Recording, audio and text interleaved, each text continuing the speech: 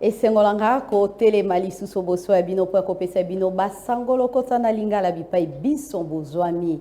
uta Congo Central na tombe bino be bolandi bo lamu naino sango Italie mingi penza République démocratique ya Congo na yoko audience salema kikuna e pai wapi Jean-Pierre Lacroix o yazali kalaka mokambi molandi mingi penza ya bai Nations Unies ayeba ki solo penza ko kutona na mokambi atali ndako ya bakeli beko etobengi ndako bantoma Vital Kamerhe kasi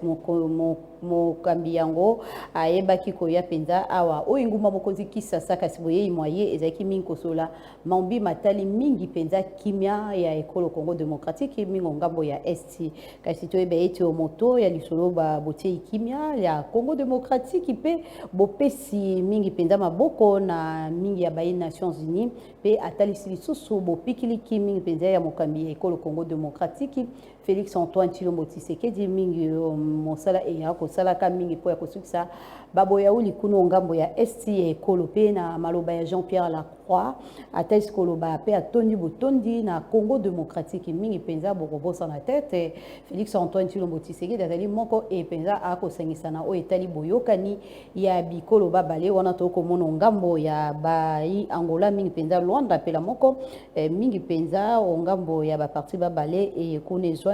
na o etali mingi bozonga ni pe komiti ya kimia pesto eba isusu ete mingo ngambo ya Luanda pe Nairobi pe abakisi lisusu ete azaliaki wana po koyeba penza kosola mingi penza maema kolekaka pona est pamba te asukisami kotia penza maboko pe kopesa maboko bai Nations Unies toloba po ete miso etambola bo elongo bani tosimbi mokapo be moko wana o etali mingi penza politique toyeba ete mokambi atali mingi libota politique etobengi ya SID Martin Fayulu Madidi PEP azali moko etobengi mingi penza opposant ya régime ya Félix Antoine Tshilombo Tshisekedi akosengo be na bai République démocratique ya Congo koyeba penza kotambola na bomoko boyokani po koyeba kosukisa baboya uli e kosalemaka mingi penza pe ya batomboki e bazali banguna ya République démocratique ya Congo bakomemaka bitumba solo penza ngambo ya esti pe maloba moye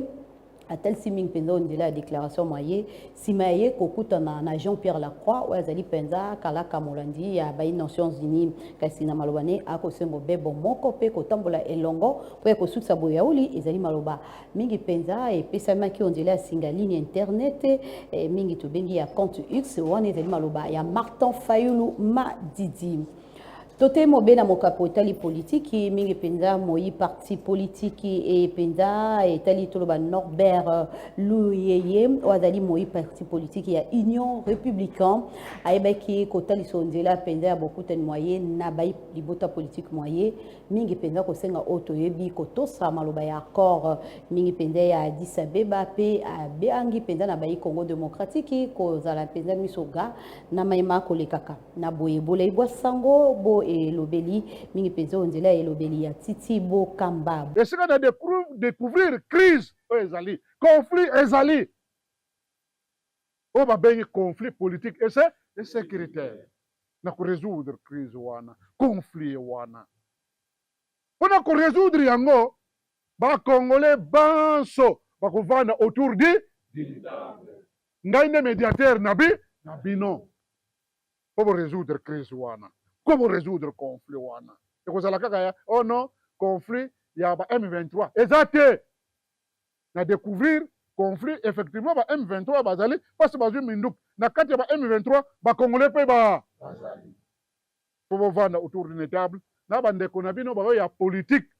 Pour que ne wapi dia dialogue. Tozongi peto kokoba oba sango ya biso totelemi mingi penza na mayema tali bobongisi balabala epai wapi penza na balabala ya Colonel Ebea epai wapi penza etando ekia ya bino ya social télévision ekei kotala lolenge kani misala miko salema bokobosa te te sali penza ba sanza uta sanza ya mitano epai wapi penza bakobongisa ka balabala ngo ya molai etobengi ya Colonel Ebea kasi tolanda mingi penza basanga ngo epesa mi ondela ya Priska nya boika pela moko héritier Milandu bango bazalaki wana po ya kotesa biso mingi penza lolenge kani mosala mwango ya bobongisi Colonel Ebea balabala kuno ngambo ya commune ya Gombe tolandi nakoloba boye o ezosalema ezomonana parce que auparavant ezalaki bongo te awa ezalaki vraiment nzela mabe mais na ndenge musala ezokende musala ezosalema eza kitoko eza sans flatterie ezomonana po na deja telemi awa liboso ezalaki bongo te ngwasuma oyo pembeni awa na dinda na mai ya mvula place oyo to moya koleka eza te mais lokola bacarnivore déjà bakire nzela vraiment ezokende bien musala ezosalema malamu mona misalo ezokosalema ezali kosunga biso ete toyebana kotambola malamu ekomaki penza pasi kobima na oyo esika soki mbula ebeti biso toandaki kobanga koleka bana kutu koloba te toanda kodinda makasi mituka ekomaki kokima nzela oyo au point que même l'un des bakonzi abanda kokima nzela ye ala koleka ona kala kasi lelo tomoni misala ezopusana ezokende malamu tozana esengo ke ya biso avenue ezala na kati ya baeponama ki pona misala ezosalema toza vraiment nesengo makasi po parce que tant nzela ezalaki ya kobeba soki mbula mai ebanda kokota tikoto na kati omwa pa baclient baopanzana bazangi na bisika ovanda parce que mai ekotela biso mais na miniti nde baobongisa nzela vraiment toza nesengo makasi po parce que mituka ezozwa mpe mwa espace ya koparke po baya mpe komela mwa masanga na bango awa donc toza vraiment nesengo mai ndenge banda kotonda etonda su bongo te nde babongisi nzela vraiment ekomi bien tosepeli vraiment tosepeli makasi tosepeli vraiment donc biso mo mpe tokomi na baavantage ya makasi soki bato baclient na biso baye baovanda na bango mpe na kima ata mbula ebandi sikoyo mai ekota su te tokobi na basango ya biso tosimbi boko mingi mpenza basango etali mingi société toyeba ete boko baactivité to mpe to bamisala emisalemaki te mingo ngambo ya balabala ya molai ya commerce epai wapi mpenza etuluku mingi mpenza ya baye tobengi bayi Inde tobengi baindien mpela moko bachinois tobengi baindo pakistanais bazalaki wana mingi mpenza basalaka ya bango mosala kasi bayi république démocratique mingi ya Congo mingi sali baboy ko ingela obikuke ya bango ya mosala kasi tine ezali mingi penza bako pesa bango misolo ya suka sanza lolenge longo banite pe bako yeba penza ko sala mosala lolenge longo banite na boye tolanda mingi penza bolevo wa sango yango oyo nzela ya etandoke na bino to sali grève suite ke pona biso ba travailleur salaire mata bendien makambo bazo sala biso etanke ba syndicaliste zo se pena ngote salaire eza muke repos ezate transport va pesa raté donc makambo ebele o ezaki bon bazo sala biso do separa ngote to bandaka musala 8h juste ti 16h30 mais ko longwa na biso la de formo na ba 17h30 18h donc repos ezate tozo paralyser te siko faute sanani faute na bango ko bani ko sala o biso tozo linga te so ba kokisi o biso tozo linga eza problème ite ata lobi to ko fongola o biso to lingi mbongo e bandata partir à 1 million au-delà 1 million de francs congolais au-delà. Pour tout ça, nous sommes makasi. Il y a makasi qui est Il y a makasi en plus, on va payer bon Goliath. Donc, nous sommes nzala. Attends, tout bien. Nous sommes basala nzala. Nous sommes musala transport exact. Quand on a 4 salaires, on a long transport on Goliath. Futanda ku courant mai. Moniteur ils permettre te. On moniteur sali grève. Donc, base sur la solution au gouvernement.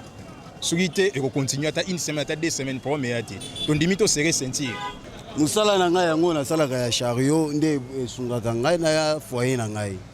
Bon biso pe kope kufi po biso pe moyen to vivre exact. Pour moyen to sala transport exact. Pour ba kilia pe bazate. Pour magasin za fermé kilia moyen ya asomba biloko po biso to transporter exact. Kope bandi bia ko kufa banda lundi. Oui, banda lundi jusqu'à présent le mercredi. Nde yango tozo souffrir na niveau haut. Par jour recette nanga na kotaka 40 000 francs congolais. Banda tongo ti euro eboy na 5 000 francs. Nazo gagner le côté pour 5 000 francs na utaka na changu na commune na Nsele. Na vandi na quartier Badara. Transport na biso ti olongwa kundo ya ville awa to dépensaka 5 000 francs. po ya kosukisa basango ya biso tosimbi mokapo ya pasi pe ya mawa mingi penza na oetali masano ya ndembo toyeba ete mingi masano etu bengi ya basket epai wapi mikomilekaki Simplice Chibango azali moko entraîneur pela moko DTN ondela penza ya basket ya République démocratique ya Congo ebeke otika biso mingi na liwa ya mbalakata ondela penza ya demi-finale ya Coupe du Congo ya basketball na boye etando eke na bino ya Social Télévision ekendeki wana elongo na Christopher Titamba nde azalaki wana po ya koyeba penza kokabula elongo mawa penza na moko moto ya monene moto ya mayele atali mingi penza ndembo etu bengi ya kitunga na boye penza etandeke ya bino e bina kokabula mawa solo penza na bayi banso balingaka masano etu bengi ya basketball ya République démocratique ya Congo. Ndia solo penza tozalaki baike kolanda basango olokota ya lingala na etandeke ya bino ya Social Télévision nde tosukisi ndambo ya basango tolengelaki kopesa bino kasi bino banso bolandi biso uta Congo Central boyeba mingi penza kokoba bebongo basango e kokoba se kokoba o etandeke ya bino matondi mingi penza na bayinzebi pela moko bayi banso balingaka etandeke e tobengi Social Télévision.